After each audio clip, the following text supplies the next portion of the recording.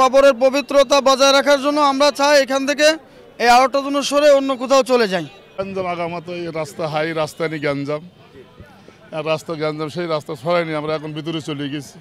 ওখানে একটা গোরস্থান আছে, সেই গোরস্থানের মালিকরা নিজ নিজ দায়িত্ব ওরা পরিষ্কার পরিচ্ছন্ন করে রেখেছে, আমরা সহযোগিতা করেছি।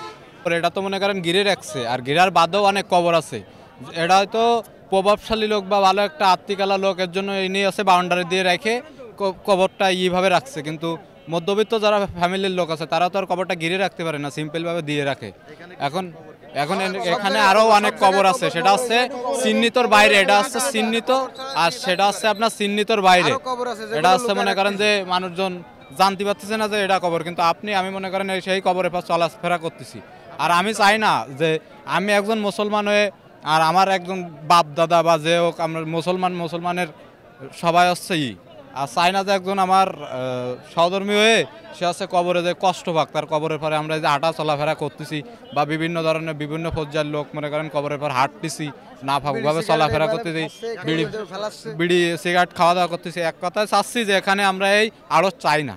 3টা কবর সব ঘিরে বেড়ে ইট দিয়ে গাঁথিয়ে ঘিরে সুন্দর করে দেওয়া হয়েছে। ওখানে যে পরিবেশে আছে তাদের কবরের পবিত্রতা রক্ষা নষ্ট হচ্ছে, তাতে করে আমরা অত্যন্ত সবিনয় অনুরোধ জানাচ্ছি যে ডিসি মহোদয়কে যে এর প্রতি যেন অতি তাড়াতাড়ি একটা ব্যবস্থা গ্রহণ করে। ওই বাজারটা তো হচ্ছে কবরস্থানের পরে, তারপরে ওই বাজারটার কোনো নিবন্ধন বা সরকারি কোনো লাইসেন্স নাই।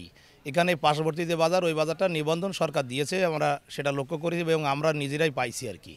18 মাইল বাজার সম্পর্কে কিছু কথা উঠেছে, কিছু নিউজ হয়েছে যেখানে সরকারি জায়গা দখল করা হয়েছে বা এখানে কিছু কবরস্থানের পরে বাজারটা স্থাপন করা হয়েছে। তো সেজন্যই আমরা এখানে প্রশাসনের পক্ষ থেকে আমরা পুলিশ বাহিনীর সদস্য সহ এসেছিলাম। আমাদের উপরিমহল অর্থাৎ আমাদের জেলা প্রশাসক ও বিজ্ঞ জেলা ম্যাজিস্ট্রেট স্যারেরও নির্দেশনা আছে এবং আমাদের অত্র ডুমুরিয়ার উপজেলা নির্বাহী স্যারেরও নির্দেশনা আছে। তো সেই অনুযায়ী আমরা এসেছিলাম, আমরা এখানে রেকি করে গেছি। আমরা দেখতে পেরেছি পিছনে একটি বাজার হয়েছে যেখানে কবরস্থান আছে, কিন্তু কবরস্থানের যে মালিক তারা ওখানে উপস্থিত ছিল।